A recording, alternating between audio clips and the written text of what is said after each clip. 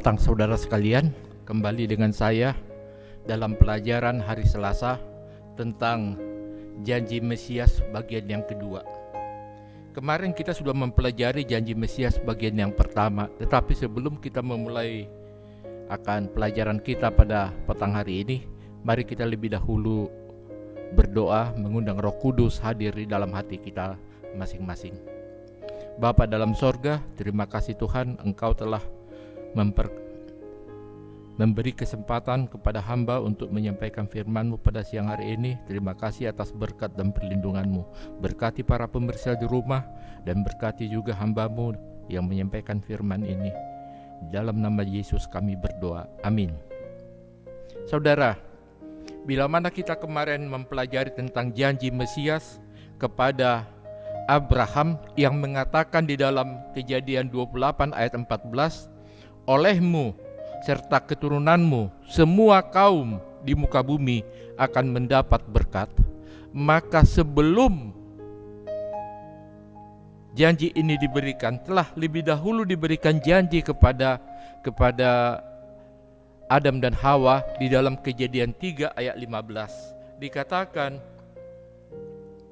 Kejadian 3 ayat 15,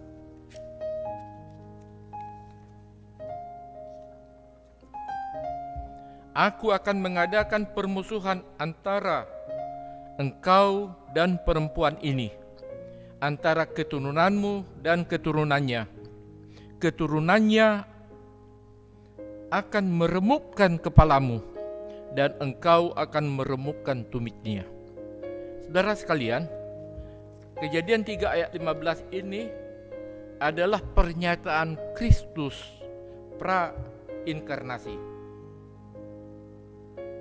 menubuatkan kedatangan mesianik atau Sang Mesias yang akan menyediakan pendamaian bagi umat manusia. Tidak ada alasan untuk kegagalan Adam dan untuk mengesahkannya perpaduan antara hukum dan Injil melalui Kalvari. Saudara sekalian, kejatuhan Adam menghasilkan dalam manusia paradigma baru tentang kejahatan. Keturunan Adam menjadi berpenyakit, seperti pelajaran kita pada hari Selasa yang ditulis oleh Agustinus. Anda boleh membacanya di dalam pelajaran kita.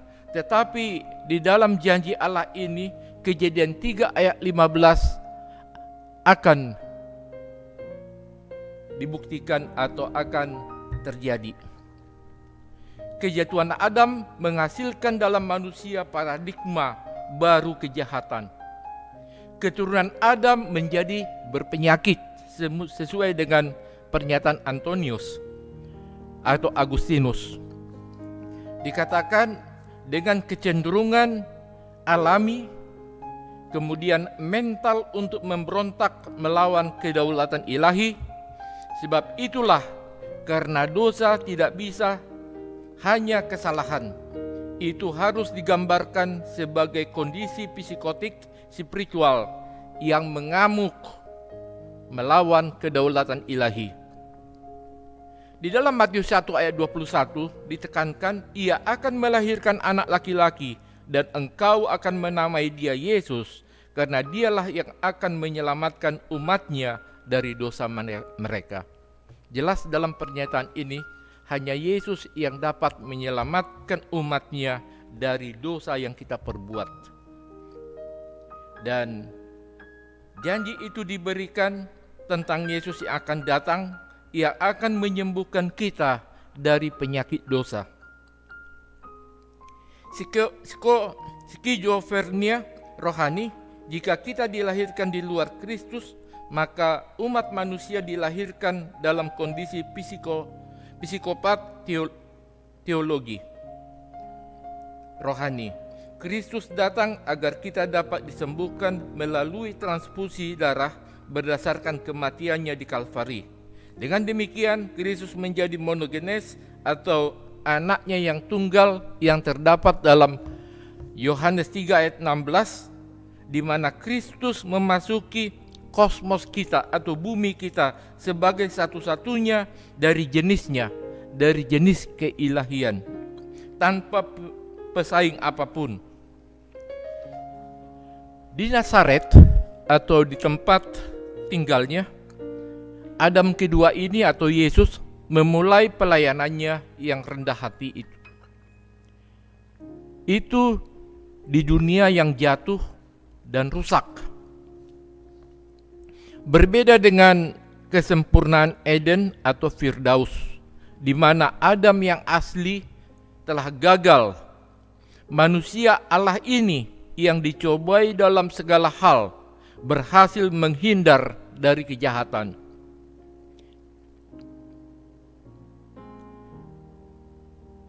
Kita melihat bagaimana di dalam 1 Korintus 10 ayat 13 dikatakan, pencobaan-pencobaan yang kamu alami ialah pencobaan-pencobaan biasa, yang tidak melebihi kekuatan manusia, sebab Allah setia dan karena itu Ia tidak akan membiarkan kamu dicobai melampaui kekuatanmu. Pada waktu kamu dicobai, Ia akan memberikan kepadamu jalan keluar sehingga kamu dapat menanggungnya. Saudara sekalian, seringkali kita mendengar orang berkata, begitu pencobaan-pencobaannya terlalu berat untuk dipikulnya. Tetapi ingatlah janji Tuhan di dalam 1 Korintus 10 ayat 13, pencobaan-pencobaan yang kamu alami ialah pencobaan-pencobaan biasa. Mungkin untuk kita sesama manusia pencobaan itu berat, tetapi bagi Tuhan pencobaan yang kita alami itu adalah pencobaan-pencobaan biasa. Dan Allah berjanji Dia setia, karena itu Ia tidak akan membiarkan kamu dicobai melampaui kekuatanmu. Pada waktu itu atau pada waktu kamu dicobai, Ia akan memberikan jalan keluar sehingga kamu dapat menanggungnya. Saudara, kemudian satu ayat terakhir terdapat di dalam 1 Korintus 15 ayat 21 dan 22 mengatakan, sebab sama seperti maut datang karena satu orang manusia, demikian juga kebangkitan orang mati datang karena satu orang manusia. Karena sama seperti semua orang mati dalam persekutuan dengan Adam, demikian pula semua orang akan dihidupkan kembali dalam persekutuan dengan Kristus. Inilah janji Tuhan yang diberikan kepada kita. Dan ini merupakan relevansinya bukan saja bagi Abraham, tetapi bagi kita umat Tuhan pada zaman akhir ini. Satu lagi ayat terdapat dalam Ibrani 4 ayat 15 dan 16 berkata, sebab imam besar yang kita punya bukanlah imam besar yang tidak dapat merasakan kelemahan-kelemahan kita. Sebaliknya sama dengan kita, Ia telah dicobai, hanya tidak berbuat dosa. Sebab itu marilah kita dengan penuh keberanian menghampiri tahta kasih karunia, supaya kita menerima rahmat-Nya dan menemukan kasih karunia untuk mendapat pertolongan kita pada waktunya. Di dalam ayat ini dikatakan imam besar kita yang kita punya bukan imam besar yang tidak dapat turut merasakan kelemahan-kelemahan kita. Mengapa? Sebab Yesus pernah lahir di dunia ini dan menjadi sama seperti kita. Dia dapat merasakan bila mana ada yang sakit, bila mana ada yang berduka. Dia tahu rasanya bagaimana. Cuman kita melihat Yesus tidak pernah jatuh ke dalam dosa, atau Yesus tidak pernah berbuat dosa. Mungkin kecenderungan ada, tetapi Dia tidak pernah jatuh di dalam dosa. Sebab itu marilah kita dengan penuh keberanian menghampiri tahta kasih karunia. Perkataan ini perlu juga dianalisa, sebab perkataannya, marilah kita dengan penuh keberanian. Mengapa dikatakan demikian? Kita berani menghadap tahta pengadilan Tuhan oleh karena imam besar kita yang sebagai pembela adalah pernah menjadi bagian kita sebagai manusia, supaya kita menerima rahmat dan menemukan kasih karunia untuk mendapat pertolongan kita pada waktunya. Terima kasih atas ayat yang indah ini, di mana kita diberikan suatu semangat bahwa kita yang berdosa dan lemah ini memiliki kesempatan untuk menghampiri tahta Allah oleh karena imam besar kita, imam besar yang tahu tentang kelemahan-kelemahan kita, yang merasakan kelemahan kita, ada di sana. Bila mana imam besar kita itu bukan manusia, sebab imam besar harus manusia. Yesus menjelma menjadi manusia.